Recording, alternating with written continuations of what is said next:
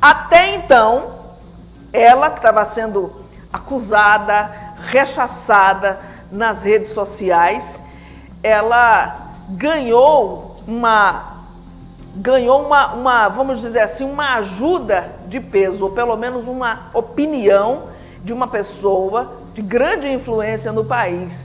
Eu estou falando do apresentador Marcos Mion, da Rede Globo. Ele tem um filho que também é autista e ele, como ninguém, vivencia no dia a dia. Não é pelo fato dele ser o Marcos Mion que não percebe o preconceito das pessoas em relação ao filho dele e se engaja nessa luta, né? Se engaja em vários movimentos no sentido de mostrar que quem é autista precisa de ajuda, de atenção, de cuidados especiais, não de preconceito.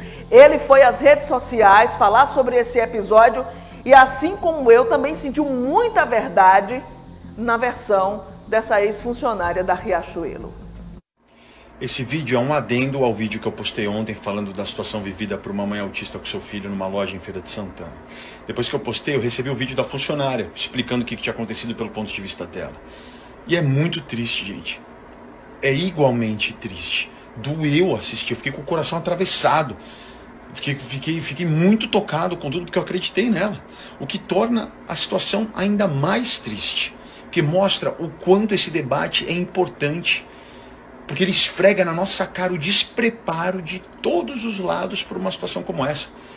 A situação que a gente viu acontecer mostra o quanto as empresas não preparam seus funcionários para lidarem com PCDs e suas famílias. E isso é o que tem que mudar. Eu acredito ferozmente em aprendizado e evolução.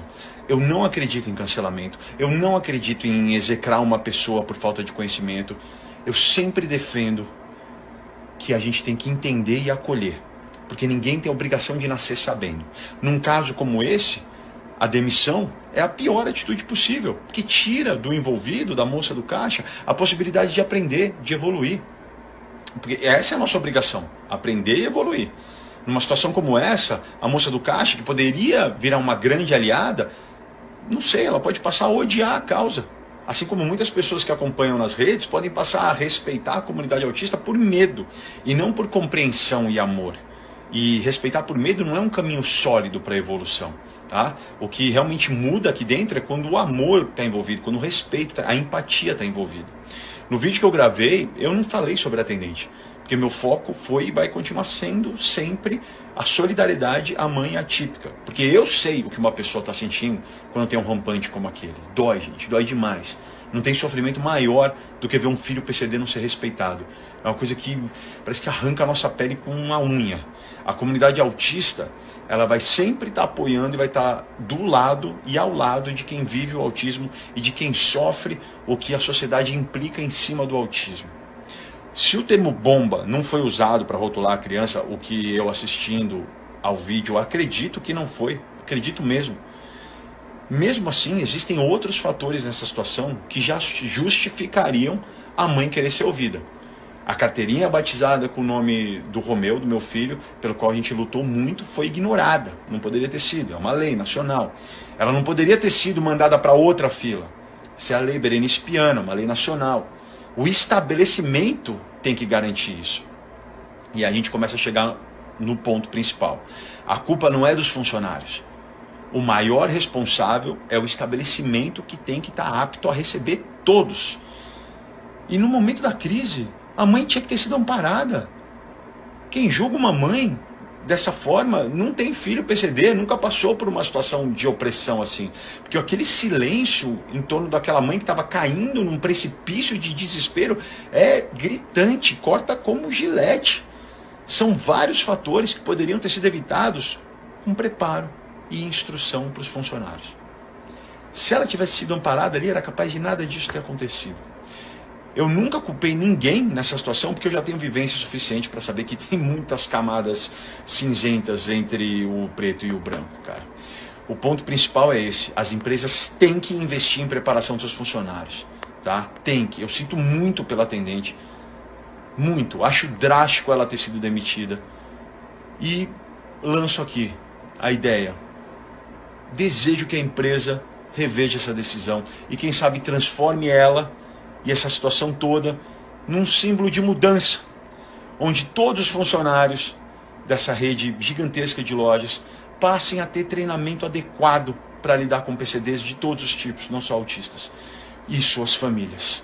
Conheçam as leis, como a Lei Romeu Mion, como a Lei Berenice Piana, e que a sociedade dê mais um passo para o respeito e igualdade.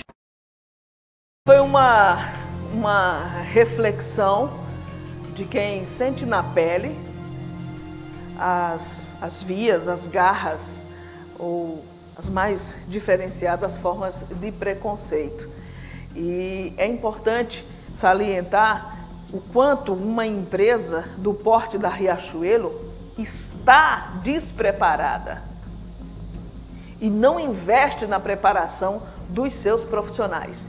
Como disse Marcos Mion, que o episódio seja um divisor de águas e que sirva de lição, que a funcionária, que a ex-funcionária, a empresa possa reparar esse erro gritante, porque não é o erro dos funcionários, é o erro da empresa que não capacita os funcionários para esse tipo de situação e para outros tipos de situações.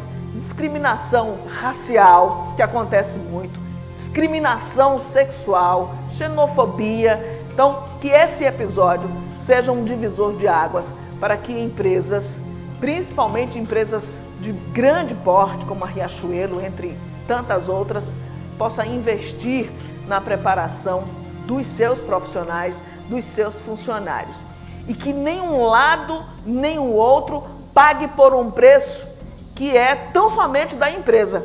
Que a mãe da criança autista não pague por esse preço.